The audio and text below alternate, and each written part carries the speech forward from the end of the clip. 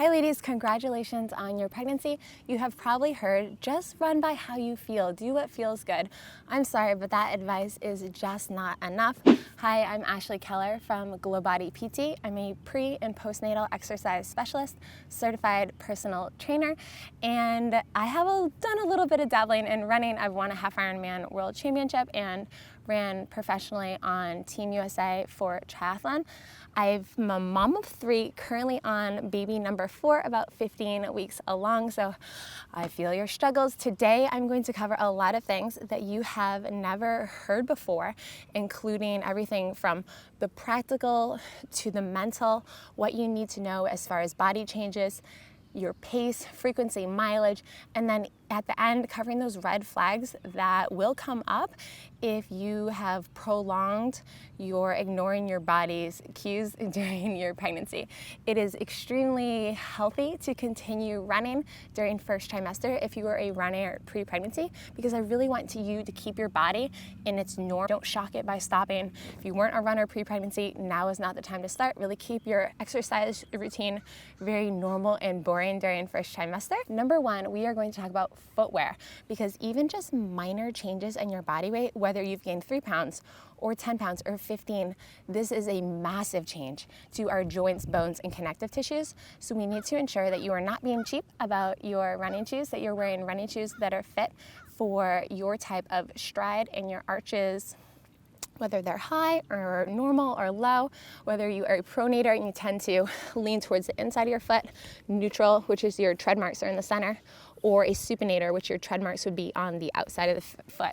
Good shoes for you. And then don't undo all of your good running shoes by wearing high heels during the day, because we are preventing plantar fasciitis, which is a really serious heel pain that's going to show up in this part of your foot and going to affect the entire arch, but really it'll show up as pain in the heel. We are much more prone to getting that during pregnancy. The right shoes are going to help prevent that for you. As far as eating pre and post workout, I need you to avoid feeling nauseous, so getting some electrolytes in with some easily digestible glucose, such as fruit pre-workout, is going to be your best idea. So think about having simple carbohydrates in the form of a banana or an apple or some grapes about 30 minutes before going on your run, and that's going to decrease nausea and then give you the electrolytes that your body needs.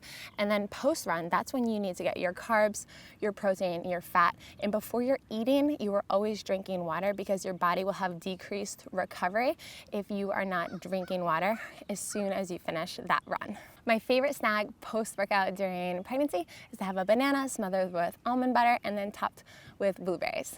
The idea of hydration comes to a new level as pregnant runners.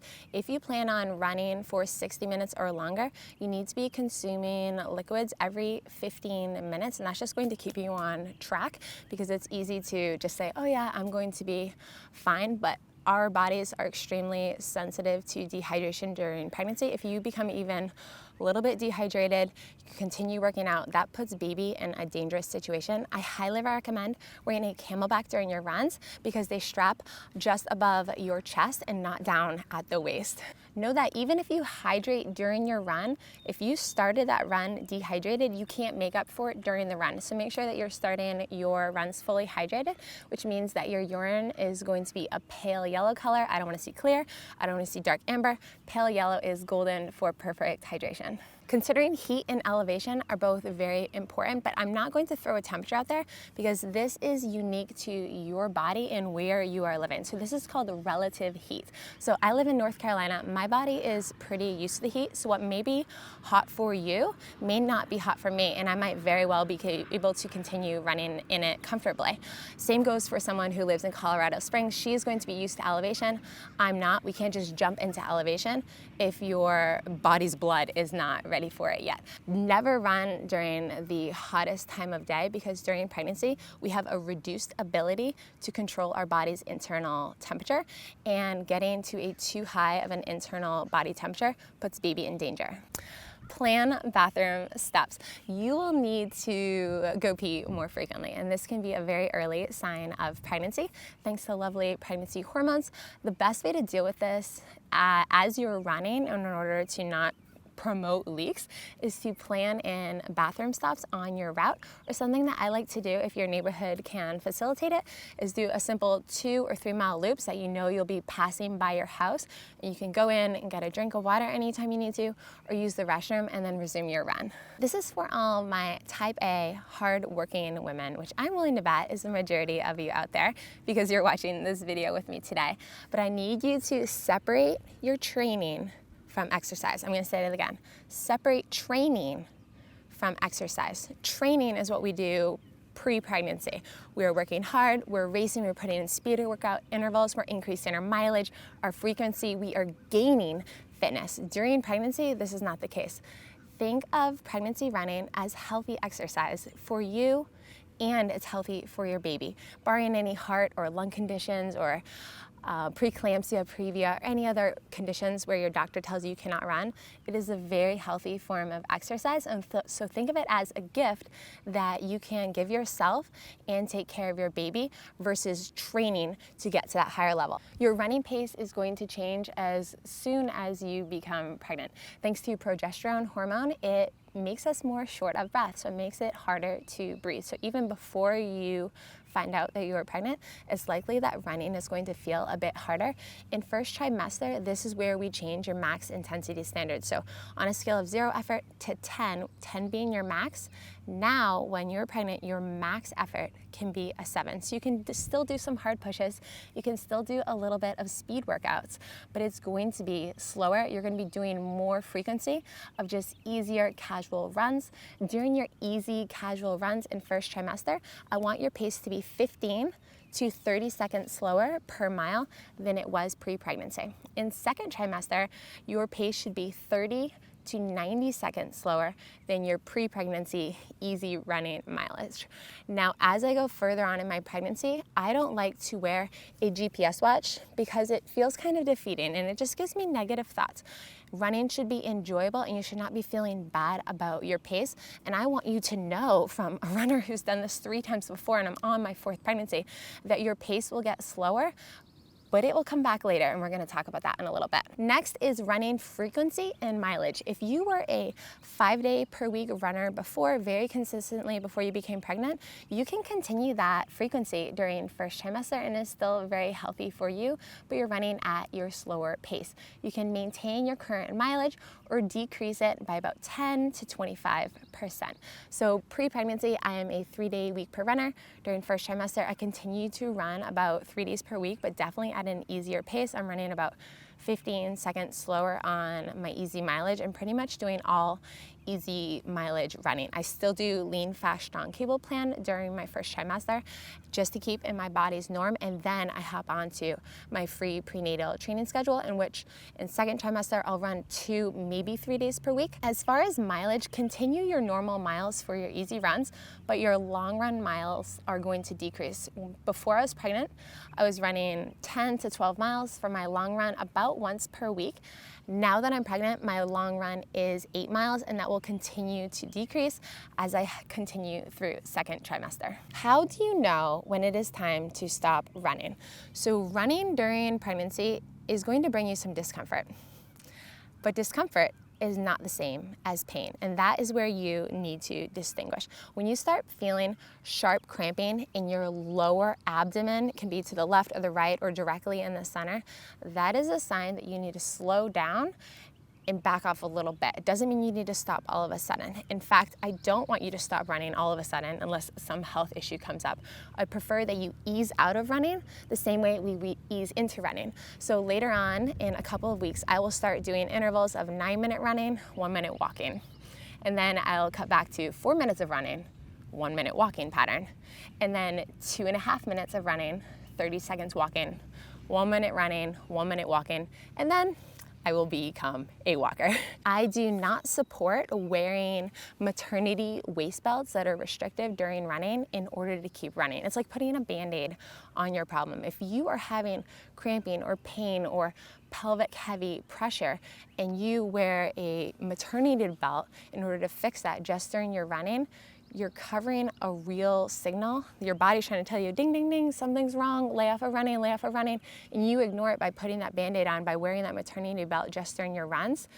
it's going to lead to problems. I really don't recommend it. Now, it's a different story if your doctor recommends you wear a maternity belt many hours for the day due to low back pain or other issues, but if you're just wearing it as that Band-Aid in order to continue to being a runner, this is a sign that it is time for you to put the belt away, reduce your mileage, and ease into walking. I'm going to be real with you. Bad things will happen if you continue to ignore your body's cues and try to keep running beyond the point where your body wants to keep running during your pregnancy.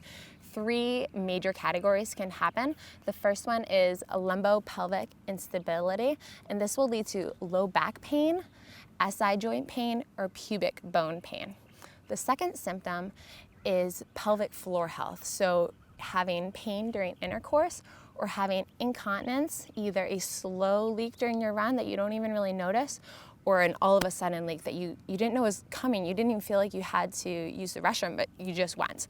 Those are symptoms of pelvic floor health. If you start to have that long, slow leak or the immediate leak during running, this is time to switch to the walking intervals that I described and ease yourself into becoming a walker for the remainder of your pregnancy. Number 3 is pelvic organ health. This includes prolapse, where your internal organs are being pushed down and outward and can protrude through the bottom of your pelvic floor, where it will feel that you can palpate it, or it feels like you are sitting on a golf ball. And this last part, I just need to talk to you friend to friend, because when I was pregnant with Gavin, my first baby, I felt really sad and kind of like I'd lost myself as a runner. I knew that my gait was wider, right? Because my hips are spreading apart. It's more to provide pelvic hip stability, so your gait will widen out.